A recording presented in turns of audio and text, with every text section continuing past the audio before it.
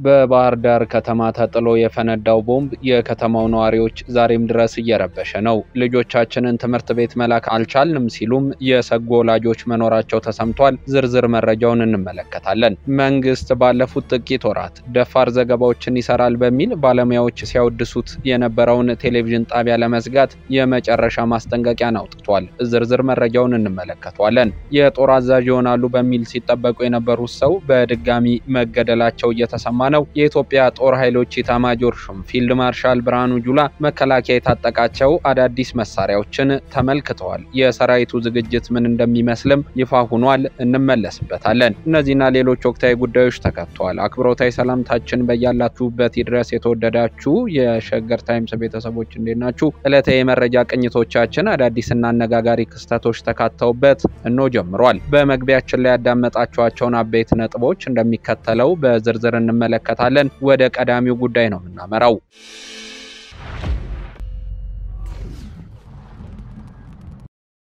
በባህር ዳር ከተማ ተጥሎ የፈነዳው ቦምብ የከተማውን ነዋሪዎች ዛሬም ድረስ እየረበሸ ነው። ልጆቻችንን ትምህርት ቤት መላክ አልቻልንም ሲሉም የሰጉ ወላጆች መኖራቸው ተሰምቷል። ባለፈው ሳምንት መጨረሻ አርብ በከተማዋ በሚገኝ ትምህርት ቤት የተከሰተውን የቦምብ ፍንዳታ ተከትሎ ስጋት የገባቸው የባህር ዳር ከተማ ወላጆች ልጆቻቸውን ወደ ትምህርት ቤት እየላኩ እንዳልሆነ ገልጿል። ሐሳባቸውን አሜሪካ ድምጽ ራዲዮ ያጋሩ የባህር ዳር ከተማ አስተዳደር ትምህርት መምሪያ ኃላፊ ዶክተር ሙሉዓለም አቤ ባለፈው አርብ በአድቬንቲስት አንደኛና ሁለተኛ ደረጃ ትምህርት ቤት በተፈጸመ ጥቃት አንድ መምህርና ሁለት ተማሪዎች ጉዳት ደርሶባቸዋል ብለዋል። ጥቃቱን ተከትሎ ባለፉት 2 ቀናት በከተማዋ በሚገኙ ትምህርት ቤቶች ገብተው የሚማሩ ተማሪዎች ቁጥር መቀነሱንም አክለው ገልጿል። ሆኖም ትምህርት ቤቶች በጸጥታ ኃይል እንዲጠበቁ ውሳኔ በመተላለፉ ወላጆች ልጆቻቸውን እንዲልኩ በማለት ጥሪ አስተላልፈዋል። የባህር ዳር ከተማ አስተዳደር ትምህርት መምሪያ ኃላፊ ዶክተር ሙሉዓለም አቤ እንደሚሉት ከመስከረም 7 ጀምሮ ጥሩ እንቅስቃሴ ላይ ነበርን።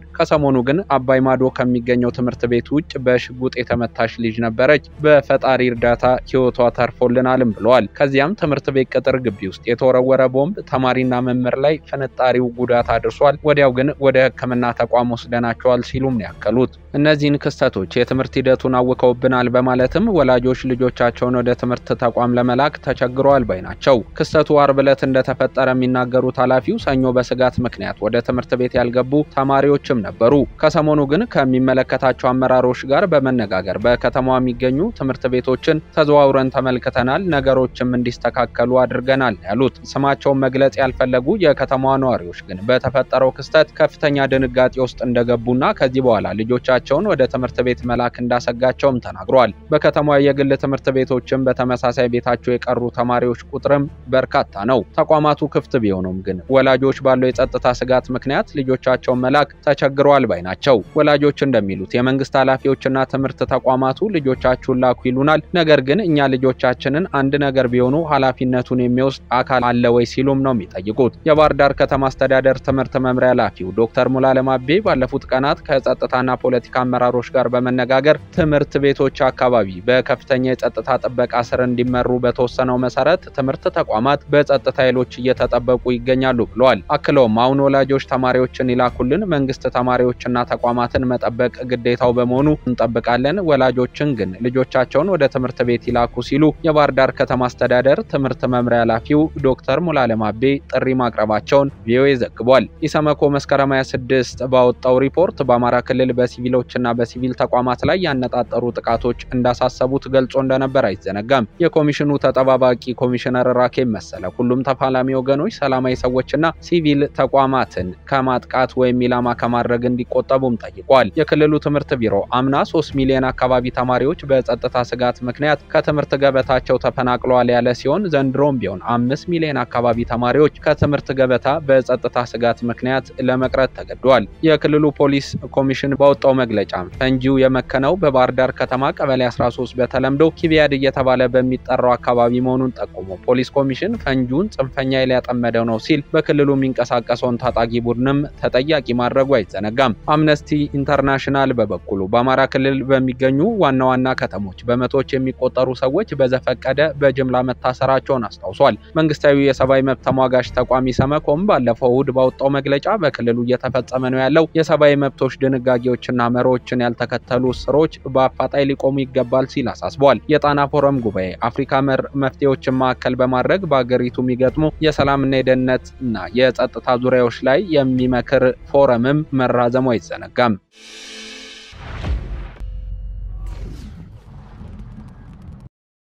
የሸገር ታይምስ ነው። የዕለቱ የመረጃ ቅኝታችን እየተደመጠ ይገኛል። ወደ ሌላኛው ጉዳያችን አመራን። መንግስት ባለፉት ጥቂት ወራት ደፋር ዘገባዎችን ይሰራል በሚል ባለሙያዎች ሲያወድሱት የነበረውን ቴሌቪዥን ጣቢያ ለመዝጋት የመጨረሻ ማስጠንቀቂያ አውጥቷል። ጣቢያው አሻም ቴሌቪዥን ግን የኢትዮጵያ መገናኛ ብዙሃን ባለስልጣን ለአሻም ቲቪ የሰጠው የማስጠንቀቂያ ደብዳቤ አንድም በተጨባጭ የተረጋገጠ ማስረጃ የሌለው ነው ሲል አስተባብሏል። የኢትዮጵያ መገናኛ ብዙሃን ባለስልጣን ዛሬ መስከረም 29 ለአሻም ሚዲያ ትሬዲንግ አክሲዮን ማህበር በጻፈው ደብዳቤ የመጨረሻ ማስጠንቀቂያን ሰጥቷል። ባለስልጣኑ ለዚህ ውሳኔ ያበቃው ትክክለኛ ያልሆኑ መረጃዎችን፣ ግጭት አባባይ ዘገባዎችን፣ የህዝብን አብሮነት የሚሸረሽሩ የሀገርና ብሔራዊ ጥቅምን የሚጎዱ መረጃዎችን በቂ ማጣራትና ምክንያታዊ ጥረት ሲያደርግ በተደጋጋሚ ማሰራጨቱን በይዘት ክትትል በማረጋገጤ ነው ብሏል። ማስጠንቀቂያ የተሰጠው ጣቢያ አሻም ግን ይሁንና በደብዳቤው አንድም ቦታ በማስረጃ የተደገፈ የይዘት ክትትል አላቀረበም ሲል አስተባብሏል። አክሎም ይህ ለአሻም የተሰጠው የመጨረሻ ማስጠንቀቂያ ደብዳቤ ሲቀጥል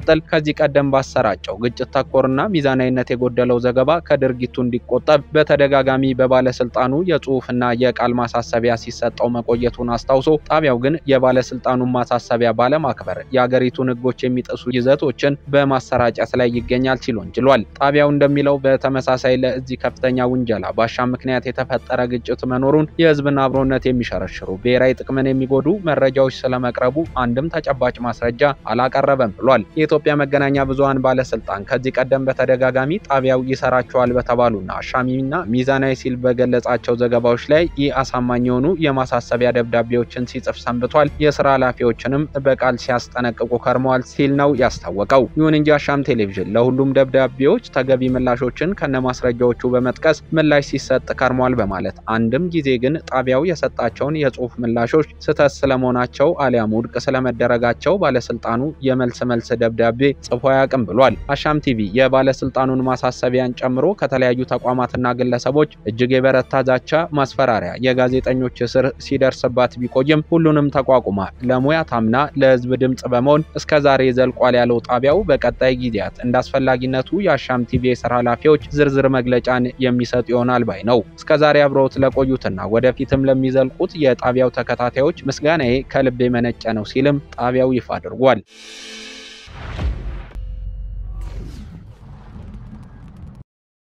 የመረጃ ቅኝታችን ቀጥሏል። መከላከያ የታጠቃቸው አዳዲስ መሳሪያዎችን ተመልክተዋል። የሰራዊቱ ዝግጅትም ምን እንደሚመስል ይፋ ሆኗል። የጦር ኃይሎች ጠቅላይ ኤታማዦር ሹም ፊልድ ማርሻል ብርሃኑ ጁላ በቢሾፍቱ የዝግጁነት ማረጋገጫ ማዕከል ተገኝተው በመከላከያ ኢንጂነሪንግ ኮርፖሬሽን ኦቨርሆል ተደርገው የተዘጋጁና በመከላከያ ሎጂስቲክስ ዋና መምሪያ በሞዲፊኬሽን ተሻሽሎ የተሰሩ የሰራዊቶቹን የግዳጅ አፈጻጸም የሚያሳልጡ የሜካናይዝድ ትጥቆችን ተዘዋውሮ ጎብኝቷል ተብሏል። ፊልድ ማርሻል ብርሃኑ ሰራዊታችን ከራስ በፊት ለህዝብና ለሀገር የሚለውን የተቋሙን እሴት መሰረት በማድረግ መተኪያ ለሌላት ህይወቱ ሳይሳሳ መስዋዕትነትን እየከፈለና ሰላምን እያረጋገጠ የሚገኝ የህዝብ ዋልታና መከታ ነው ሲሉ መናገራቸውም ተጠቅሷል። ተቋሙ የሚሰጠው ሀገራዊ ተልዕኮ በእቅዳችን መሰረት ያለምንም እንቅፋት መውጣት የሚችል አስተማማኝ ኃይል አፍርተናል ያሉት ፊልድ ማርሻሉ በቀጣይም የውስጥ አቅምን በመጠቀም ወጪ ቆጣቢነትን ባማከለ መልኩ የሰራዊታችንን የዝግጁነት ደረጃ ይበልጥ የሚያረጋግጡ መሰል ስራዎች ተጠናክረው ሊቀጥሉ ይገባልም ብለዋል። በ2016 በጀት ዓመት በርካታ የተቋሙን ተልዕኮች በማቀድና በመምራት በኩል ከፍተኛ ስራ ለሰራው ለመከላከያ ኢንዱስትሪ ኮርፖሬሽን እና ለመከላከያ ሎጂስቲክስ ዋና መምሪያ ከፍተኛ ምስጋና ያቀረቡት ፊልድ ማርሻል ብርሃኑ ሰራዊታችንም በየጊዜው የሚታጠቃቸውን ትጥቆች በጥንቃቄና በእንክብካቤ በመያዝ በማቆየት እንዲሁም ለታለመላቸው ዓላማ ብቻ በመዋል እንደ ተቋምም የሀገራችንን እድገት በማስቀጠል በኩል የበኩላችንን አስተዋጽኦ ማበርከት ይኖርብናል ነው ያሉት። መከላከያ ሰራዊትም በትጥቅም ሆነ በስነ ልቦናዊ ዝግጅቱ ያለውን አቅም በማሳደግ እንደወትሮ ሁሉ ለሀገር ሰላምና ለህዝብ ደህንነት በትኩረት መስራት ይኖርበታል ብለዋል። የጦር ኃይሎች ጠቅላይ ኤታማዦር ሹሙ ፊልድ ማርሻል ብርሃኑ ጁላ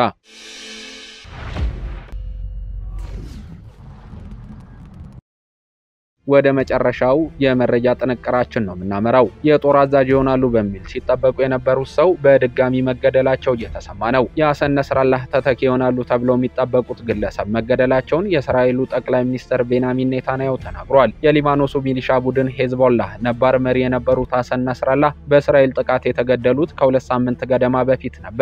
የረጅም ጊዜ የሄዝቦላህ መሪና ተጽዕኖ ፈጣሪ የነበሩት ሐሰን ነስራላህ ከተገደሉ በኋላ ቡድኑን የመምራቱን ኃላፊነት እንደያዙ የሚነገርላቸው ሐሻም ሳይፈዲን በእስራኤል ኃይሎች መገደላቸውን ከጠቅላይ ሚኒስትሩ በተጨማሪ የመከላከያ ሚኒስትሩ ገልጿል። ጠቅላይ ሚኒስትር ቤንያሚን ኔታንያሁ ሰራዊታቸው ከቀናት በፊት ሊባኖስ ውስጥ በፈጸመው ጥቃት ሳይፈዲን ተወግዷል ያሉ ሲሆን ሄዝቦላህ በአሁን ጊዜ በእጅጉ ተዳክሟል ሲሉም አክለዋል። በተጨማሪም የእስራኤል የመከላከያ ሚኒስትር ዮአቭ ጋላንትና የሐሰን ነስራላህ ተተኪ የሆኑት የሄዝቦላህ ከፍተኛ መሪ ሐሻም ሳይፈዲን ሳይሞቱ አልቀሩም በማለት ማረጋገጥ እንደሚያስፈልግም ጠቁመዋል። ጠቅላይ ሚኒስትር ኔታንያሁ ለሊባኖስ ሕዝብ ባስተላለፉት መልእክት ሀገራቸው በሄዝቦላህ የሚፈጸመውን ጥቃት በማስቆም ዜጎቻቸውን በሰላም ወደ ቤታቸው እንዲመለሱ የሚያስፈልገውን ነገር ሁሉ እንደሚያደርጉና እስራኤል ጦርነቱን እንደምታሸንፍ ተናግረዋል። የእስራኤል ጠቅላይ ሚኒስትርና የመከላከያ ሚኒስትር የሳይፈዲንን መገደል ከመግለጻቸው ጥቂት ቀናት ቀደም ብሎ እስራኤል በሊባኖስ ዋና ከተማ ቤይሩት በሚገኘው የሄዝቦላህ ማዕከል ላይ የአየር ጥቃት መፈጸሟን ተከትሎ ቡድኑ ከፍተኛ አመራር ከሆኑት ሐሻም ሳይፈዲን ጋር ያለው ግንኙነት መቋረጡን የደህንነት ምንጮች ለአልጀዚራ ገልጸው ነበር። የእስራኤል ከፍተኛ ባለስልጣናት የሄዝቦላህ ከፍተኛ አመራሩ መገደላቸውን በተመለከተ እርግጠኛ ሳይሆኑ ከቆዩ ከቀናት በኋላ ማክሰኞ ዕለት ጠቅላይ ሚኒስትሩና የመከላከያ ሚኒስትሩ ሳይፈዲን በአየር ኃይላቸው ጥቃት እንደተገደሉም የሚያረጋግጥ መግለጫን ሰጥተዋል። ሄዝቦላህ ያለውን አቅም አዳክመነዋል፣ ሐሰን ነስራላህ የናስረላህ ተተኪ ሳይፈዲንና የተተኪውን ተተኪ ጨምሮ በሺ የሚቆጠሩ ሽብርተኞችን አስወግደናል ያሉት ቤንያሚን ኔታንያሁ ነገር ግን ተገለዋል ያልናቸው የሁለቱ ናስረላህን ተተኪዎች በስም አልጠቀሱም። ከኔታንያሁ ቀደም ብሎ የእስራኤል የመከላከያ ሚኒስትር ዮአቭ ጋላንት የናስረላህ ተተኪ የሆኑት ሐሻም ሳይፈዲን በሰራዊታቸው ጥቃት ሳይወገዱ አይቀሩም ብለው ነበር። የሄዝቦላህ መሪ ሐሰን ነስራላህ መስከረም 17 2017 በእስራኤል አየር ኃይል በተፈጸመ ጥቃት ከተገደሉ በኋላ ከናስረላህ ጋር ዝምድና ያላቸው ሳይፈዲንና ምክትል ዋና ጸሐፊው ናይመር ቃሲም ቡድኑን እየመሩት እንደሆነ ይነገራል። ለአንድ ዓመት ያህል ከደቡባዊ ሊባኖስ ወደ ሰሜናዊ እስራኤል ሮኬቶችን ሲተኩስ የቆየው ሄዝቦላህ ከእስራኤል በኩል የከባድ መሳሪያና የአየር ደባ ያጸፋ ጥቃት ሲደርስበት ቆይቷል። ከመስከረም አጋማሽ ጀምሮ እስራኤል የጥቃት አድማሷን በማስፋት የቡድኑ ይዞታዎች ናቸው የምትላቸውን ስፍራዎች በዋና ከተማዋ ቤይሩት ጭምር የአየር ድብደባዎችን እየፈጸመች ነው። ባለፉት 2 ሳምንታት ውስጥ ደግሞ እግረኛ ሰራዊቷን ወደ ሊባኖስ ግዛት በማዝመት ወረራ እያካሄደች ሲሆን እስካሁን ድረስ በመላው ሊባኖስ በተፈጸሙ ጥቃቶች ከ1000 በላይ ሰዎች ተገድለዋል። በተጨማሪም ከ1 ሚሊዮን በላይ የሚሆኑት ጥቃት በመሸሽ ለመፈናቀል ተዳርጓል ነው የተባለው። ውድ አድማጭ ተመልካቾቻችን የመረጃ ቅኝታችን አበቃ። በያላችሁበት ሰናይ ጊዜ ይሁንላችሁ።